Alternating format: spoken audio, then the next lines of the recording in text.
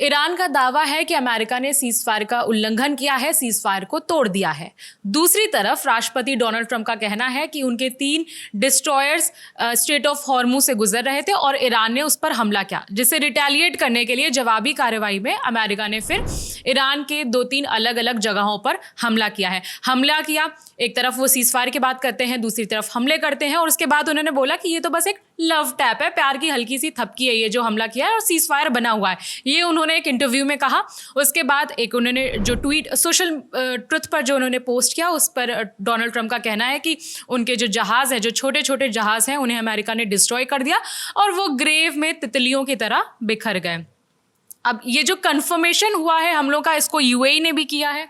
देखिए विवारी, यूएई की जो डिफेंस मिनिस्ट्री है उसने ये कंफर्म किया है कि वो अभी जब हम और आप बात कर रहे हैं इस समय वो थ्रेट से निपट रहे हैं, यानी उनके जो एयर डिफेंस सिस्टम है, वेरियस पार्ट्स ऑफ कंट्री, एक शब्द उन्होंने यूज़ किया है कि उनके देश में कई जगहों पे बैलिस्टिक, क्रूज और दोनों तरह की मिसाइलें, इसके अलावा जो यूएवी जो ड्रोन्स होते हैं वो तीनों तरह के हमले की उसने कहा है कि हमारे पे हमले हो रहे हैं, हम अभी इसको इस समय रोकने की कोशिश कर रहे हैं, हमारे एयर डिफेंस सिस्टम एक्टिव है। अब हम ये देख रहे हैं कि स्ट्रेट ऑफ हॉर्मुज पार करने की वजह से यूएस के डिस्ट्रॉयर्स पर अटैक हुआ और इसमें एक बड़ा दिलचस्प नाम है, इन 3 डिस्ट्रॉयर्स में एक नाम था यूएसएस राफेल पेराल्टा, जो कि मरीन्स का जहाज़ है। यूनाइटेड स्टेट्स की जो मरीन कोर है, 31st एक्सपेडिशनरी ग्रुप जो है, जो जापान में से आई थी खास तौर पे ये ईरान को टैकल करने के लिए और ईरान क्राइसिस के लिए, उसका भी एक जहाज़ शामिल है इसमें, तो उसको पार करने की कोशिश कर रहे थे। ये दोनों ओर से अभी भी दावे हैं एक्चुअल। ये मतलब कि अमेरिका, और एक बार बता दें कि डिस्ट्रॉयर का मतलब है जंगी जहाज, जो जंग में बड़े बड़े जहाज का इस्तेमाल होता है, उसे डिस्ट्रॉयर बोलते हैं। कई तरह के जहाज होते हैं, उसमें क्रूजर्स होते हैं, डिस्ट्रॉयर क्रूजर सबसे बड़े होते हैं, उससे कुछ छोटे होते हैं डिस्ट्रॉयर, तो काफ़ी तरह के उसमें वेपन कैपेबिलिटीज उसकी ज़्यादा होती हैं छोटे जहाज़ों से, और वो मतलब काफ़ी ज़्यादा तबाही मचा सकते हैं। भारत के पास भी इस तरह के कई जहाज़ हैं।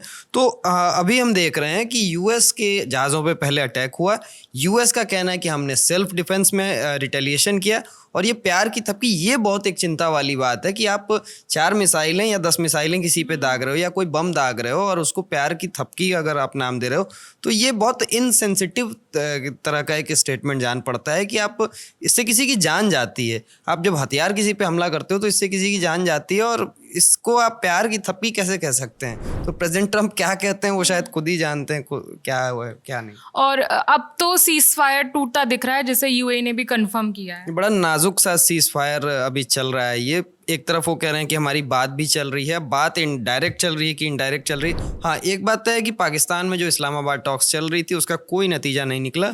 दोनों पक्षों अपने अपने शर्तों पे अड़े रहे और नतीजा ये निकला कि कोई भी ना, मतलब कोई भी आप कंक्लूजन पे नहीं पहुंच पाए।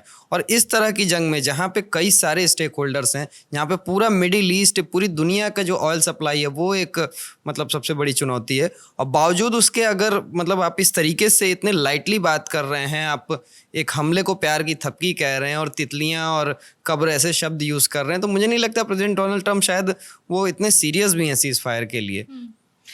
मानस ने इस्लामाबाद टॉक्स का जिक्र किया। आपको बता दें कि 2 बार कोशिशें हुई हैं दोनों के बीच निगोशिएट करने की, दोनों मतलब अमेरिका और ईरान के बीच, और इसकी मध्यस्थता करने की जिम्मेदारी पाकिस्तान ने उठाई थी, लेकिन नतीजा नहीं निकला। 2 बार मीटिंग हुई, पहली मीटिंग में नतीजा नहीं निकला था, दोनों तरफ के डेलीगेट्स आए थे। दूसरे वाले में अमेरिका ने हिस्सा ही नहीं लिया था, केवल ईरान के अब्बास अराक्ची पहुंचे थे, लेकिन कोई बातचीत नहीं हुई थी।